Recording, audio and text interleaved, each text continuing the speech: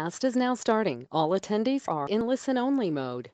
Good afternoon. Thank you so much for joining us today for the Center for Change webinar series. We're so excited to have Alyee Willets with us today, and we're looking forward to all that she has to present, and we'll get into that here shortly. I want to introduce myself. My name's Tamara Bingham-Noyes. I'm the Director of Business Development here at Center for Change. I've been at the center for 13 and a half years. And we're just thrilled to be able to provide this series for you all and welcome you all to be with us today. We're going to have just a couple of housekeeping items and then we'll get started. So you'll see on your screen some bullet points that I want to go over really quickly. So a copy of the PowerPoint is in the handouts section of the toolbar. You're more than welcome, excuse me, to download that or to save it for later if you'd like. Obviously, Alyee will go through the PowerPoint on the screen, but if you'd like to have a copy of that, it's in the handouts section. In that same section is a copy of the post-test. This is for reference only, and so you're more than welcome to pull it up and look at it or print it off as Alyee is going through her presentation so you know what questions are going to be coming up. But in order to obtain continuing education credit, you must take the post-test online, and we'll talk about that in just a minute. You're welcome to submit questions in the questions section of the toolbar. We'll try to get to a few of those questions at the end of the webinar. We'll save a little bit of time just prior to the top of the hour for Alyee to be able to answer some questions. And then we recognize that many of you are clinicians and will need to hop off right at the top of the hour because you have clients coming in, etc. So we'll try hard not to go over time, and we'll try and leave just a few minutes at the beginning for, or excuse me, at the end for some questions. When the webinar ends, there will be an evaluation that will automatically pop up on your screen. This is a continuing education requirement for us. It's completely anonymous, so please feel free to be candid in those evaluations. That information is then tabulated, and we send those to the continuing education entities afterwards. So if you would just take 30 seconds when we're finished to fill out that pop-up evaluation, that also gives us some ideas about what you'd like to see in terms of future presentations. So if you'll take a minute to do that, that'd be wonderful. And then about an hour after the webinar ends, you will receive a separate email with the link to take the online post-test. You'll click the link in that email. It will automatically take you to the test site. Once you complete and pass the test online, then your certificate will automatically be downloaded to your computer. If you don't see it, check your downloads file on your computer. Sometimes it hides there. Okay, I think we're ready to get started, so I'm going to swap things over to Alyee. So Alyee, here you go.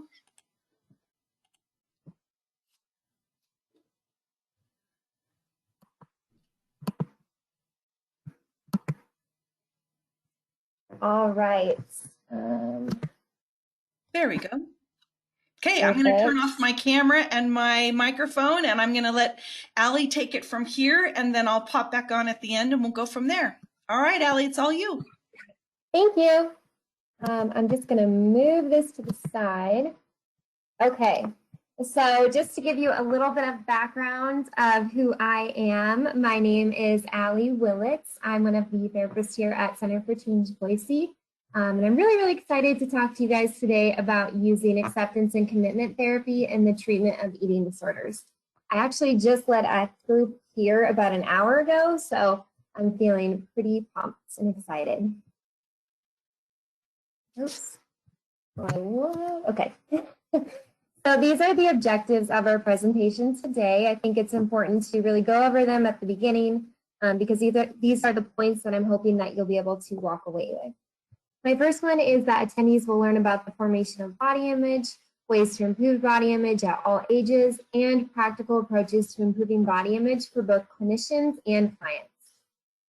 Attendees will also learn the benefits of using acceptance and commitment therapy, also known as ACT, in treating individuals with eating disorders. And then finally, attendees will learn how to incorporate tenets of ACT into their professional practice to address desire to suppress or avoid emotions. All right, going into a little bit detail about who I am. I work at this lovely Center for Change Boise, located in Boise, Idaho. Our program offers PHP, IOP, and outpatient care. And I've been working here since we opened about 3.5 years ago. I'm one of our clinicians here, and I specialize primarily in adolescents and athletes, but of course I love all ages and all types of groups. So the first thing that I wanted to do is actually dive into body image and give us a little bit of background on body image before we really dive into how that can be incorporated with using ACT and how they're connected and marry each other so well. So first, when I talk about body image, well, what am I talking about? I think there's so many different definitions that people use for body image, so I want to make sure that we are on the same page. When I talk about body image, I'm talking about the mental representation an individual creates of themselves, and not only that, but the emotional response that we have to that representation. So it's not what we see in the mirror, it's also what we see in the mirror and how we respond to it. Body image can be influenced by so many different factors. Obviously, I can't fit all of them in 1 hour of a presentation, but some of the big ones include upbringing, who we're brought up around, what we see as a child, what we see modeled as behavior. Appearance is also another really big one. We know that there are body types in society that are more revered than others. People with larger bodies have different experiences than people in smaller bodies. We also have things like race, culture, etc. And trauma is also a really big one that I wanted to make sure that I touched on. A lot of individuals in our practice have been through a lot of trauma, and unfortunately, when they go through that trauma, it's very difficult for them to separate themselves from the trauma. So they don't see themselves as somebody who's been through a traumatic event, but rather they see the trauma themselves as part of themselves, and they cannot separate it. And so that can be very, very difficult in addressing body image because it's such a deep-rooted issue. There's many other factors that influence body image, including bullying, the time period in which you were born, etc. But like I said, we don't have time to dive really deep into all of them today in this presentation. So we're going to talk a little bit about body image in the lifespan. And just a quick disclaimer I like to give when I do presentations like these. I try to only use photos of people that I know, and so all of the kids in this presentation are either friends, children, or children of people that I work with. And so just that kind of little disclaimer out there. So let's talk a little bit about the self-system. The self-system begins in infancy. It begins super, super young. And the self-system is essentially the idea that we really take in how other people are responding to our behaviors, and then we modify how we behave, how we act, and how we look based on their reactions. This is explained really, really well with The Looking Glass Self by Charles Horton Cooley. Charles said that we observe the reflected appraisals of others, primarily with a text, and as we interact with others, we must first imagine how we must appear to the other person on a certain dimension, and then we interpret or imagine how the other person evaluates us on that dimension. And then we have that emotional response, and this helps build our self-representation. And this happens very, very early in childhood. They say usually around age 4, I would say, oftentimes younger, because we have kids, who aren't speaking yet and they can't share that feeling.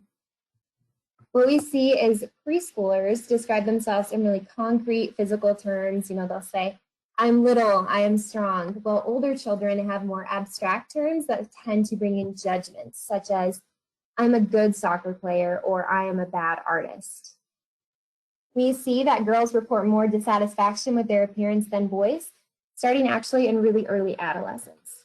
This is probably not news to any of you clinicians out there, but something to think about is the idea that we believe that this happens, and are we building sort of a self-fulfilling prophecy for the females in the next generation by saying, you are going to experience this, you are going to feel this way. One thing that we have found is that talking about emotions and sharing feelings helps lower the egocentrism that really happens during adolescence. So it helps take the focus off yourself and onto how other people are feeling and what they're going through, and we can also use that with that. So we're going to talk a little bit more about adolescence.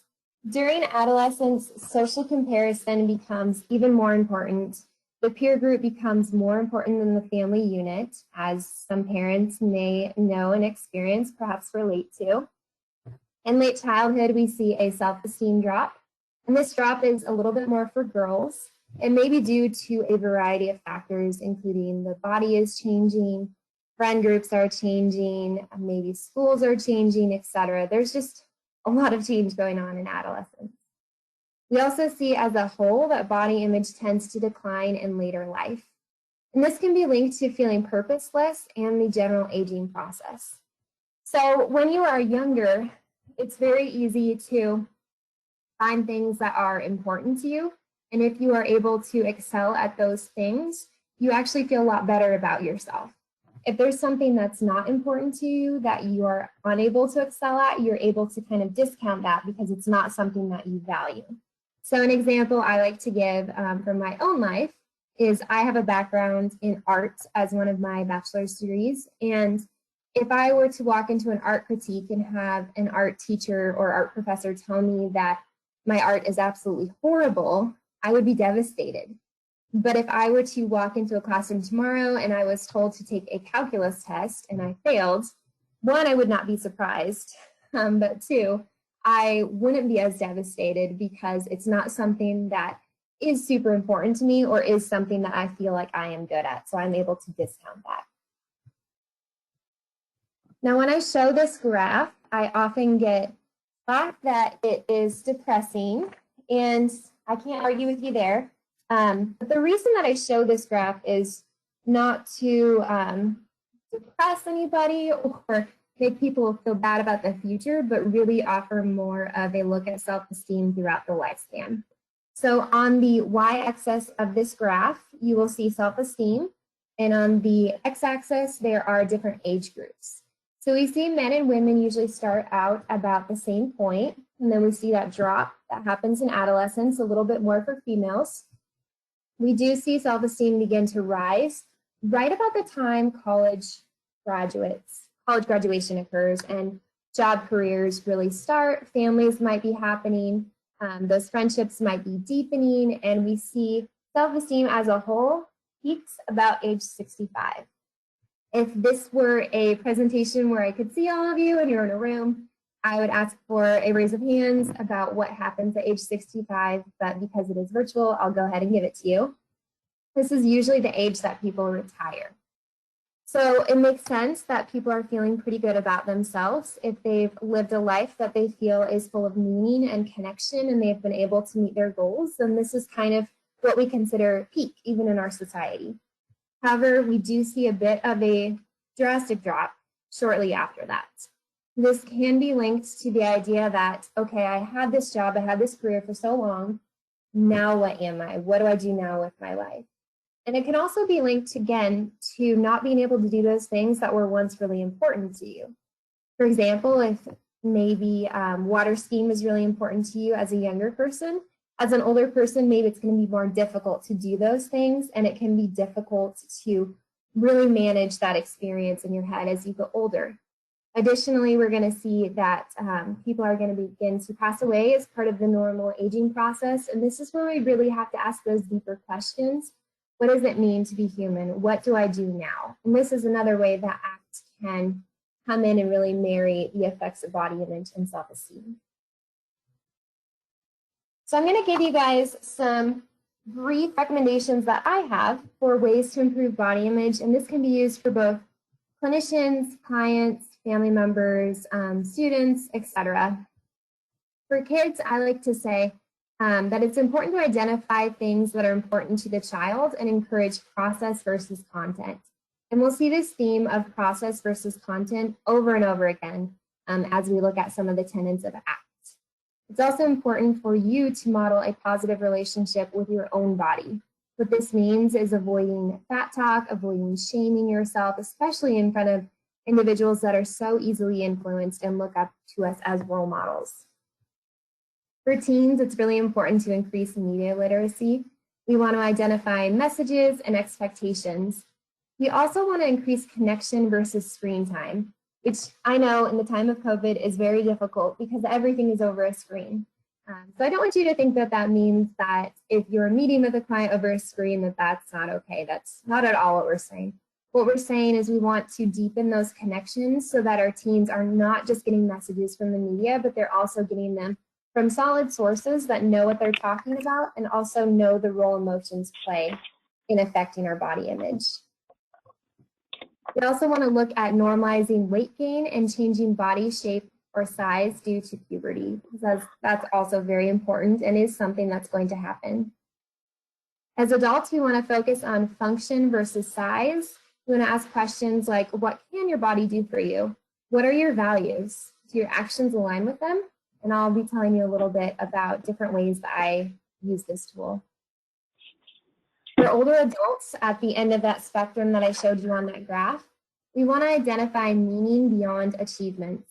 We want to ask those questions. What does it mean to be human? Can I be all of these things and no longer be in a youthful or able body?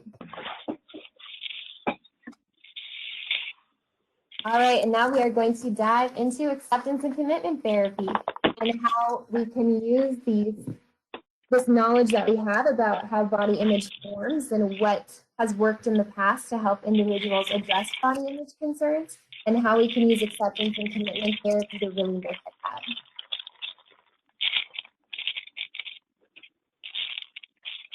And I think, I'm sorry, I don't know who it is, but I think somebody out there has a little bit of background noise going on. If you'd be able to mute yourself, that would be super helpful.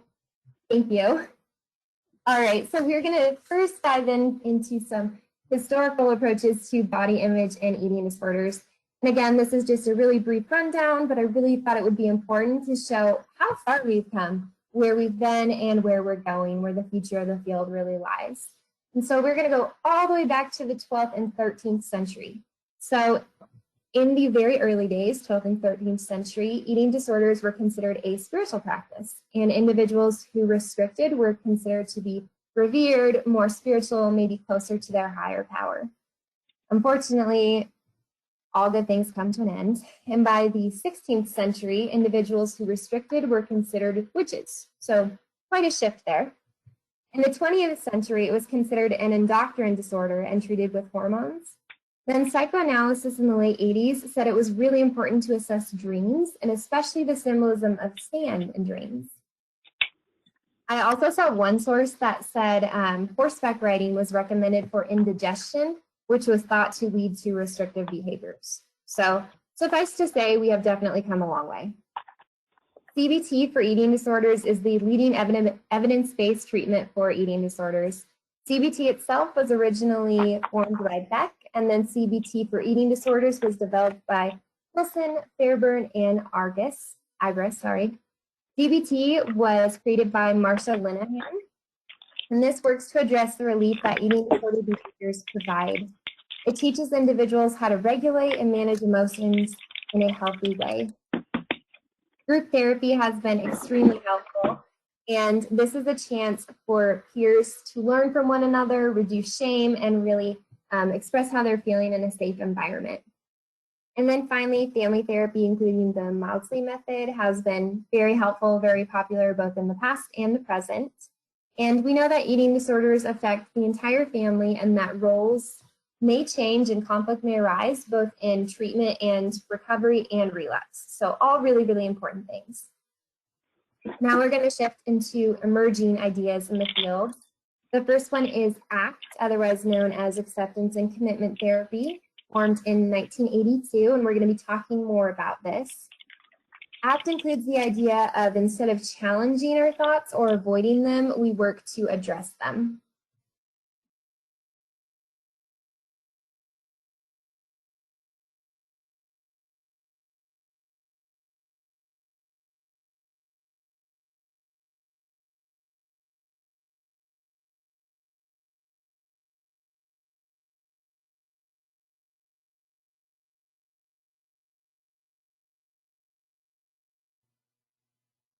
Hey, Alyee, hang on a second. We've just got a sound issue, so we're trying to get it resolved. Can you hang on just 1 second? Just nod your head. Okay.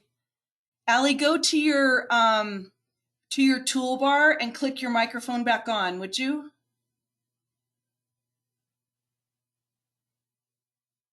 It's not an option? Okay, hang on. Oh, now I'm good. There we go. Okay, I can hear you. For some reason, we have somebody who's unmuted, which shouldn't be possible, but it's happening. So, Yeah. So I might have. Maybe Shelly. It's not, because Shelly and I are texting. So I've now re-muted everyone to my awareness, including you. But now you're unmuted, so let's keep going and see if that's better.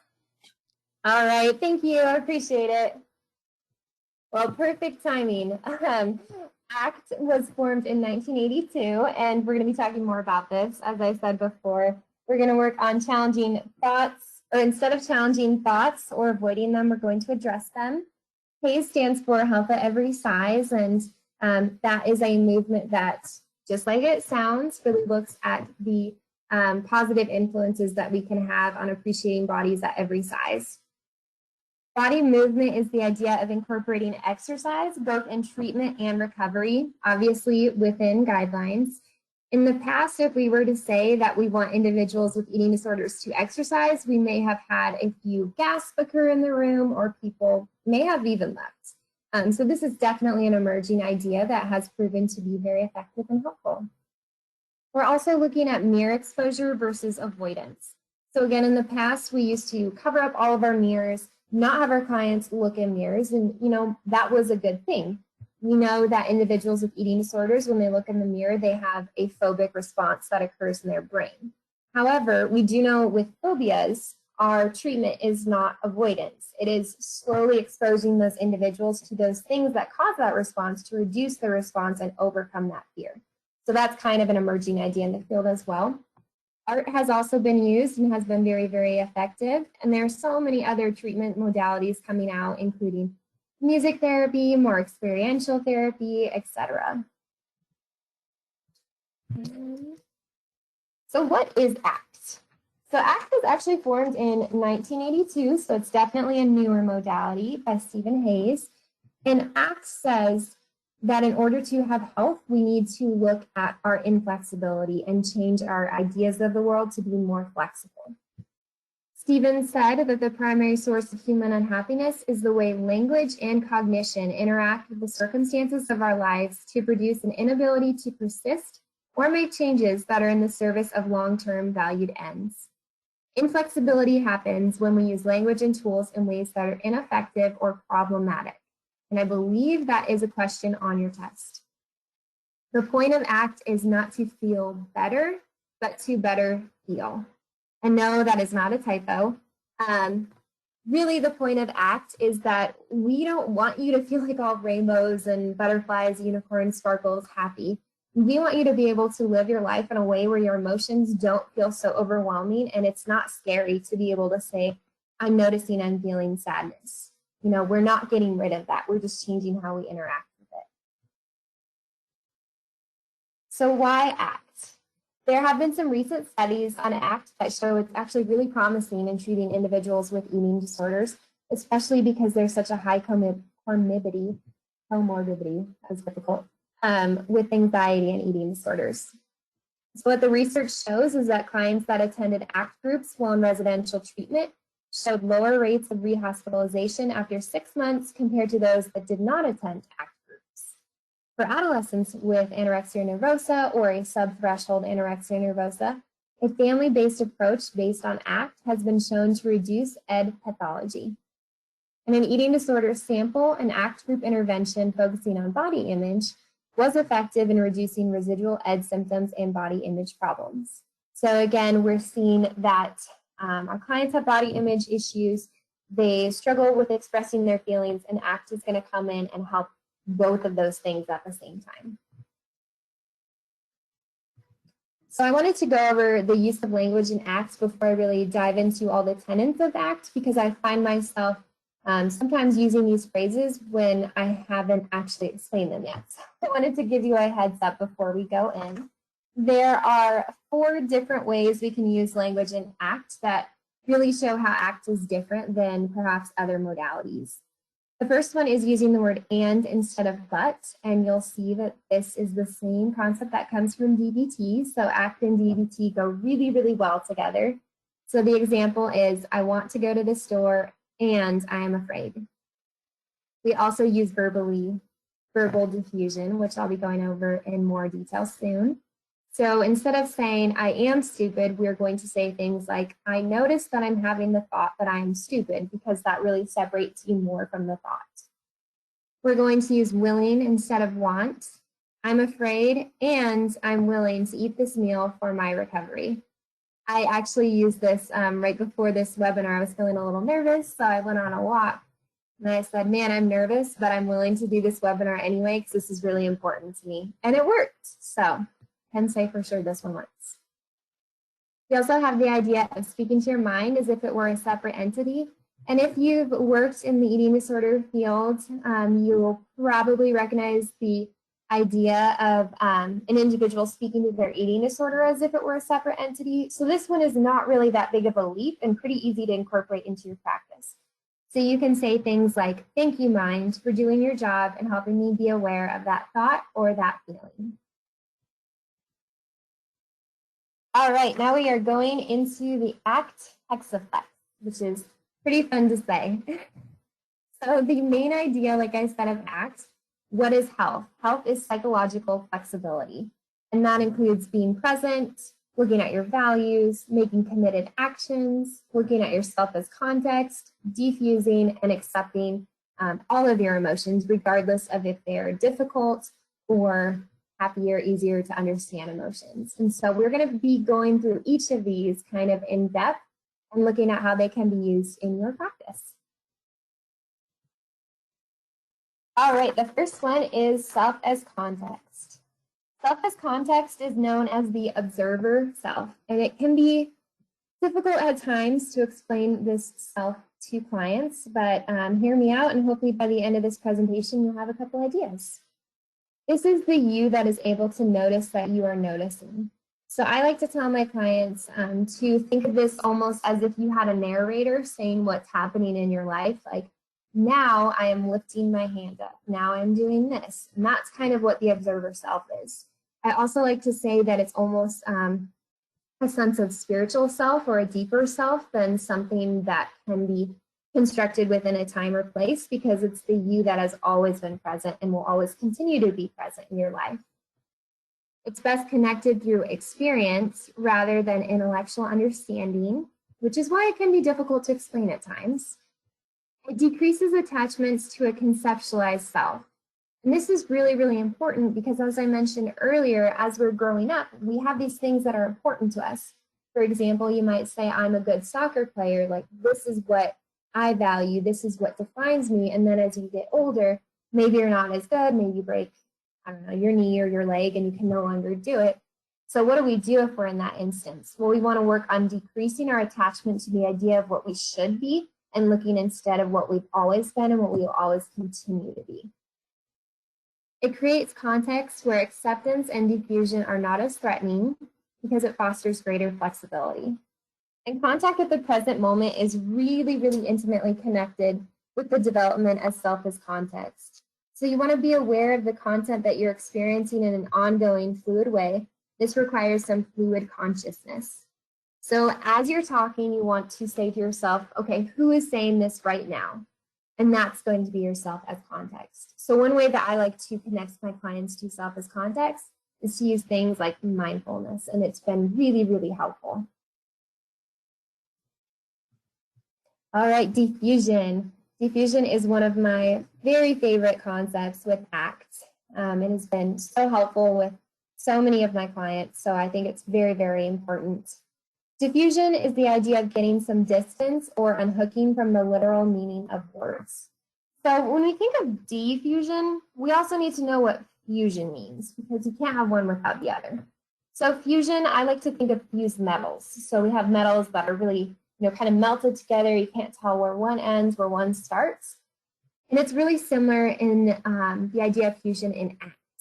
So this is when thoughts, feelings, emotions, and body sensations run our lives. We don't know where these thoughts, feelings, body sensations, or emotions end and where we start because there's no separation. Diffusion, on the other hand, is when we are able to separate our thoughts, feelings, emotions, and body sensations as separate from ourselves. It's really important to note here that it doesn't deny or suppress the presence of pain, but rather we're going to notice it in a way that does not change our direction. And this will increase flexibility and lead to growth. I'm going to give you guys an example that I like to use in group.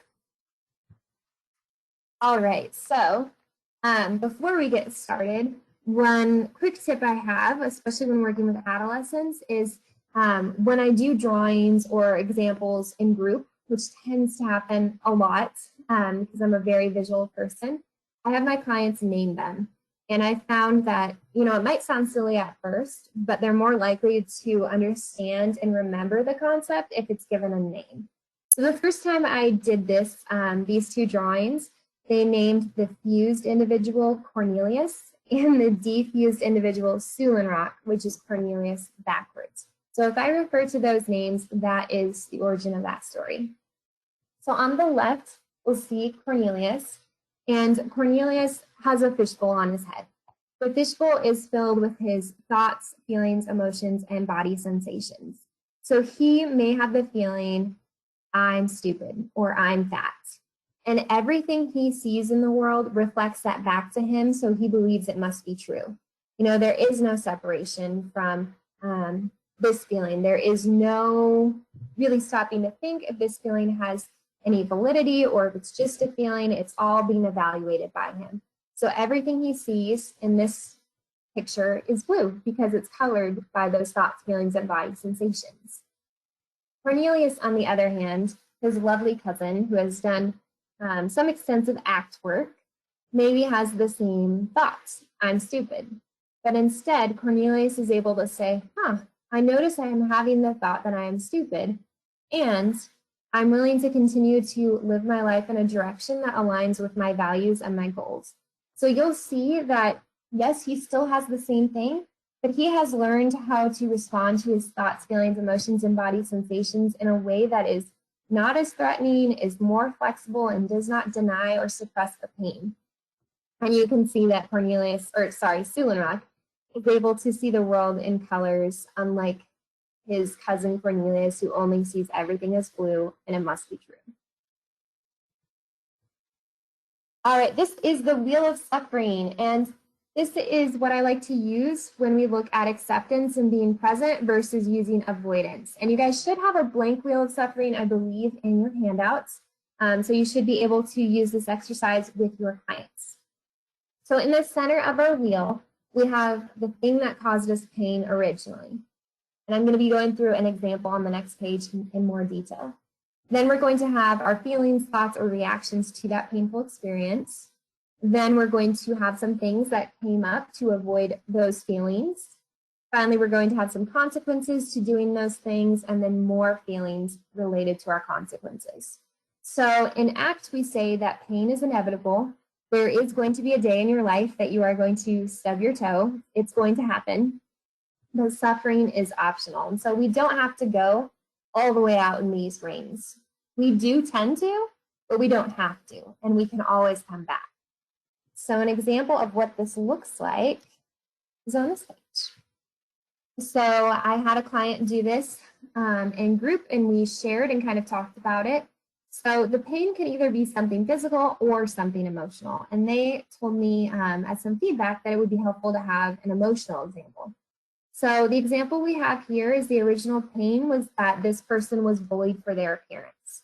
And the thoughts that came up that were associated with that experience included things like shame, no one likes me, I'm a failure, I'll never amount to anything. So we have all of these feelings, all of these thoughts that just feel so overwhelming, and we feel like we cannot cope with them. So we try to restrict them and avoid them and suppress them. And for a lot of our clients, this will show up in restricting foods, purging, practicing other eating disorder behaviors, compromising your values, isolating yourself, tons and tons of different ways that this can manifest. As a result, maybe that client's health will decline, they'll become more depressed, maybe more isolated, their anxiety will get worse. And when that happens, they're going to have thoughts associated with that. Maybe I'll never succeed, I'm a failure, I'll never be good enough, and it'll go on and on and on and on and on. The good thing is that we can help our clients interrupt this process. So I do like to share that if I stub my toe, my first thought is probably not going to be, oh, I need to show myself more compassion. I really need to be gentle with myself. I just stubbed my toe. It's probably going to be some choice words. And that's okay, because that reaction is going to be pretty automatic and pretty quick. And it's what I do next that really defines whether or not I'm going to move into suffering or if I'm going to acknowledge my pain. And so it's important to remind our clients, every single person is human, and we can move in and out of these wheels of suffering or these circles of suffering, but we don't have to stay where we're at.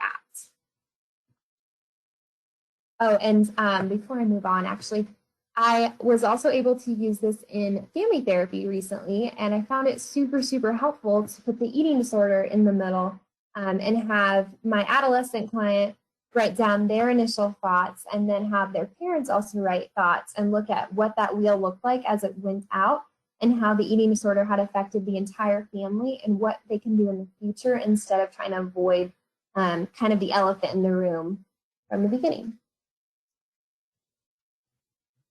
All right, the idea of passengers on a bus can also be really, really helpful in using ACT skills. So I use the example of the game of life, which I've recently found out dates me a little bit, which is kind of sad. But on the game of life, they have small buses that you can put little pegs in. And it's the idea that we are all driving our own bus, and our thoughts, feelings, emotions, and body sensations are like passengers on a bus that we are driving. Our passengers can try to make the bus turn certain ways, but they're never in the driver's seat. So if you've ever been on a road trip, you know what it's like to have backseat drivers. And those backseat drivers also are not the ones on the wheel. So ultimately, you are in charge of where you turn, when you stop, where you go. We can be hooked by the passengers on our bus and allow them to steer our lives instead of our values. And this happens a lot, especially when we're trying to avoid feeling uncomfortable. Another example or way to think about this is the idea that emotions are like weather and you are like the sky. The weather can never hurt the sky. And this is a quote from ACT Anti, which I have cited at the end of my presentation, and it's a great resource available on YouTube full of ACT-related videos that are very accessible to basically anyone.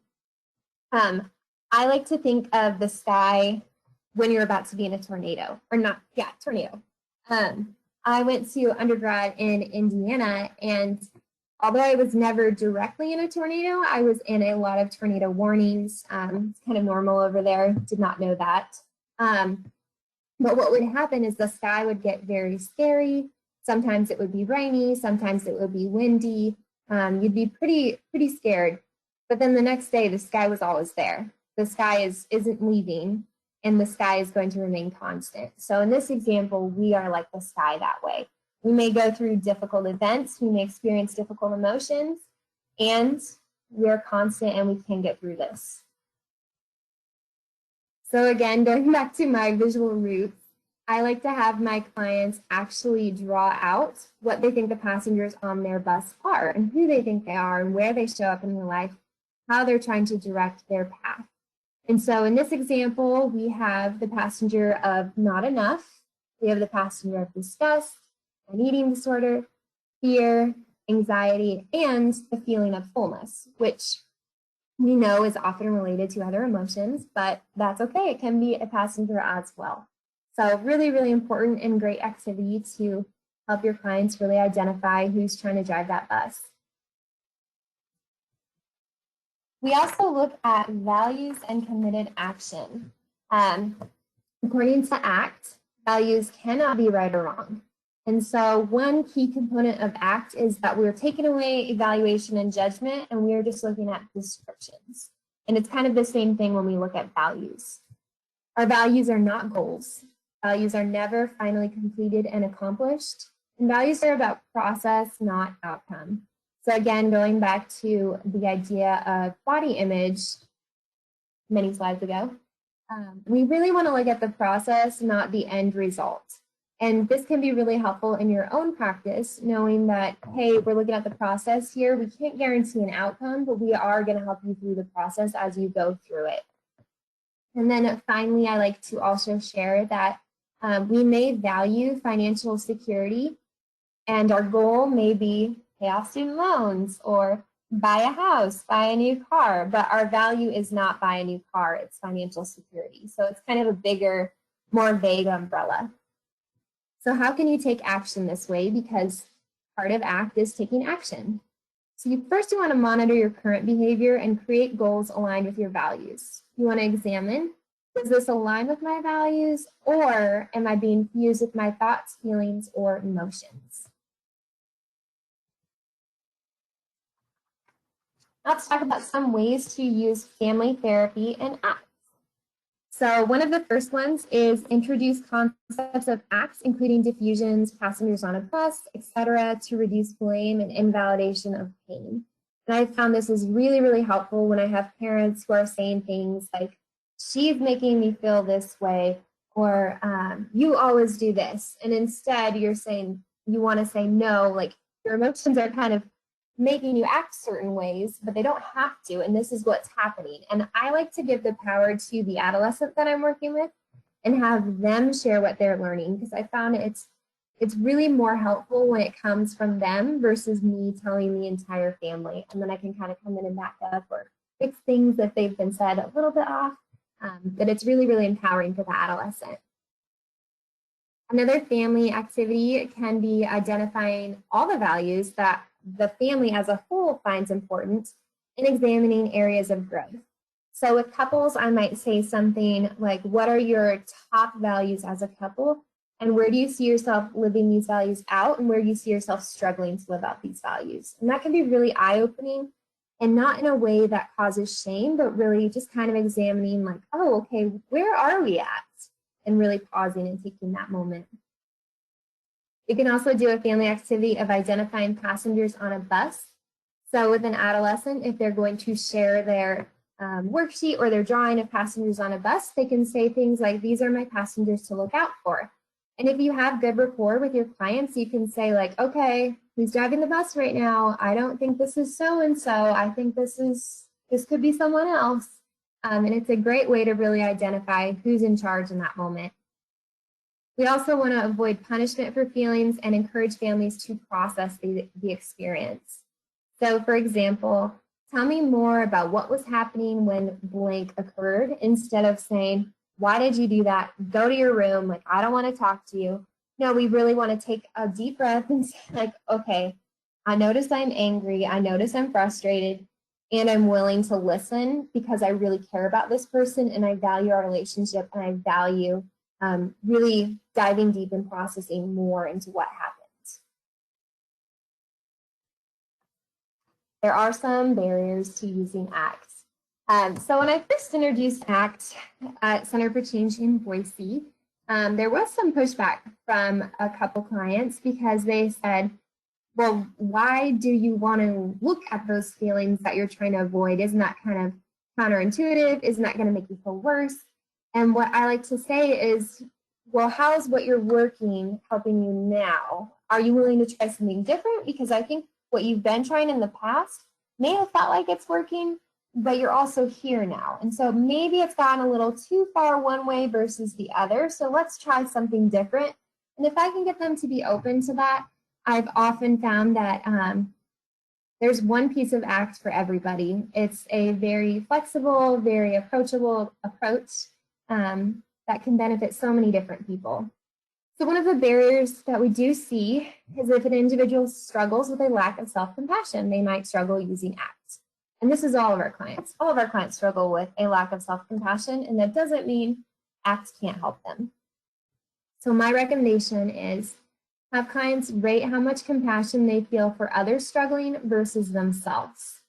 Then you would want to identify what it would take to overcome those barriers. You want to ask questions like, how many of these barriers have to do with becoming fused with evaluation or judgment? And can you find a way of diffusing from these evaluations?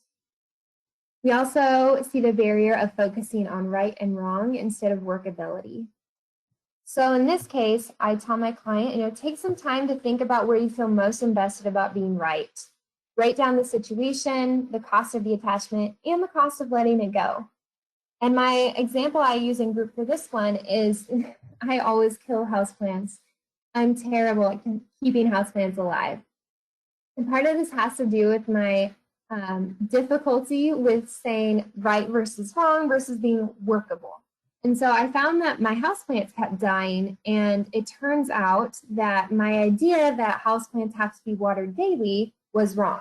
But I was so invested in being right in it that I killed a lot of plants, actually quite a few. If I had been able to focus more on workability, I would have had that situation resolved much sooner, and I probably would have had a much happier little plant family at home. Finally, the last really big barrier is being stuck on blame versus responsibility. So this is different from responsibility. We really want to look at how we can respond. So I have a client think about maybe some painful events that have affected them. Maybe it's being bullied. Maybe it's difficulties within their family system. Write down the painful event, your ability to respond to the impact, and any barriers you could be experiencing to responding. You want to think about who you could be right now if you let go of that struggle with judgment, blame, being right or wrong, or the passengers on your bus. What if you could begin to have acceptance for yourself? What would life look like? What would life feel like? Who would you be talking to? What would you be doing? These are all really, really good questions. And if nothing else, you're at least opening that window to work towards acceptance a little bit by providing a little bit of hope there. And then finally, we want to walk the walk and avoid burnout. So this past year has been pretty difficult. We have seen a really large increase in clients that are coming to our center, as many of you probably have also experienced. And not only that, but we're seeing clients who are really, really struggling. A lot of them say that COVID has affected every single area of their lives. And I think they're right. You know, normally we would recommend that you spend time with friends. Okay, can't do that. All right, can you make some new friends at school? No, I'm online, okay? How about, have you been able to go to the grocery store? I'm too scared to go to the grocery store because COVID is so rampant. So we're seeing more and more barriers, and we're having to be more and more flexible with our work. And so it's really, really important that we also use the tenets of ACT in order to take care of ourselves so we can best take care of our clients. So ACT can be used to address underlying anxiety and emotions that are fused into the formation of body image and other eating disorder related issues, and just in the world in general right now. It's really important to do our own work so that our emotions, thoughts, and feelings are not running our sessions, and to ensure that we are valuing every client and their experience with dignity and respect. Remember, we're passengers too on the buses of our clients, and we have an important role in their lives. We can say all the things, we can do all the things, attend all the conferences, do all the evidence-based treatment that we want to, and ultimately our clients are in charge of the direction that they choose to take. And again, we're focusing on process versus outcome, and once you really shift your mind to approaching therapy and your sessions that way, you'll find that your burnout rate is probably going to decrease, and you're going to have a lot more peace and be a lot more mindful about where you're at. And then finally, I have some resources for you guys. So the first one is this book, Life After Trauma, and it may be Life Beyond Trauma. I was second guessing myself when I re-looked over my slides last night, so I would check both of them. Using Acceptance and Commitment Therapy to Heal from Trauma and PTSD by Willets and Pistorello. And if you get any resource from this list, I definitely recommend this one. I recommend this workbook to almost every single client that I work with. It's phenomenal. So what it is it provides a lot of information about acceptance and commitment therapy. It's a workbook that is extremely thick and very thorough. Provides a lot of worksheets, a lot of journaling prompts, etc. And it's super, super helpful.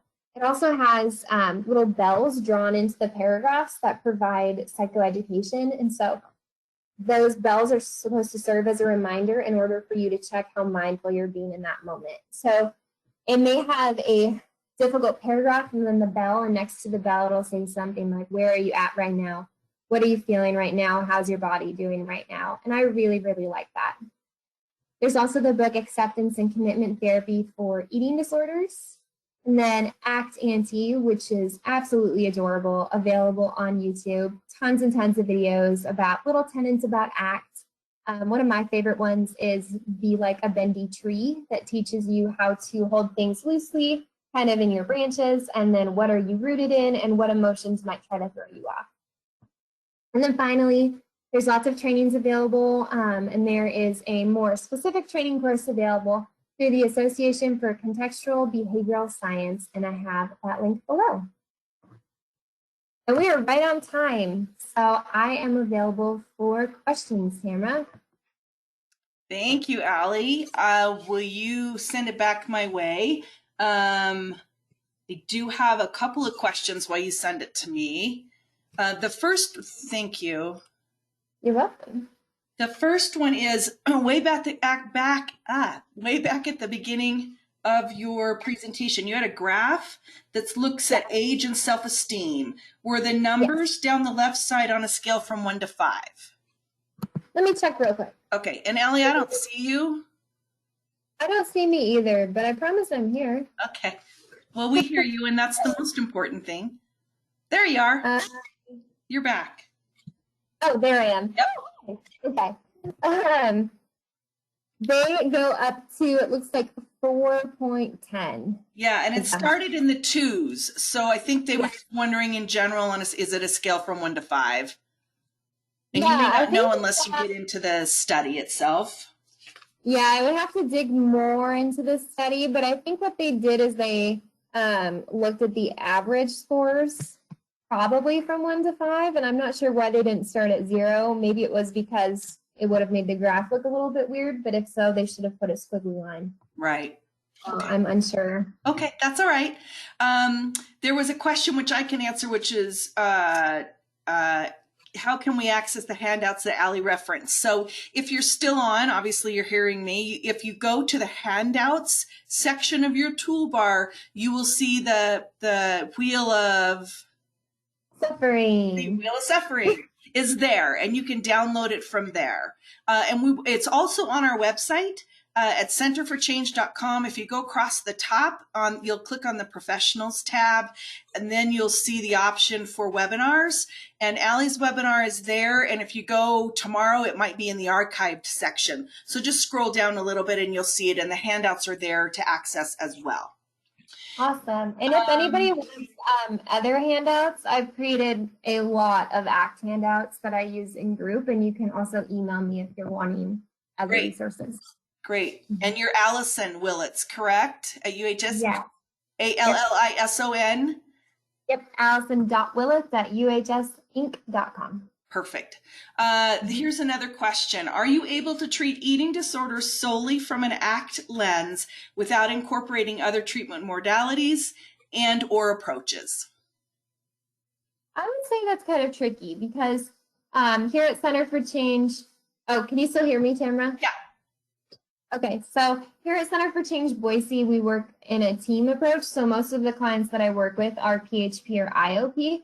So when I use ACT, I also know that my clients are getting many other approaches from other therapists or other facilitators. But I have used ACT before solely with one outpatient. And that's kind of where I started. And I was planning on kind of shifting our approach as we went, but she ended up really latching onto it. And that approach alone seemed to work for her. So I would say definitely depends, but I have seen it work both ways. Great. Is the book that you recommended, Life After Trauma, best for clinicians or clients? Both. Surprise. Great. So I recommend that any handbook that you give to a client, you should definitely read first, because I've made the mistake of recommending one before that was not good. So I recommend that every clinician has a copy for themselves so that they can learn more about ACT. And then I also recommend it for clients, especially if I'm unable to see them pretty frequently, because then they can do their own work in between sessions. Thank you. There's more, so hang tight. Can you give an example of encouraging process versus content when improving body image with kids? Yeah, so I actually forgot to give this example, so thank you for this question.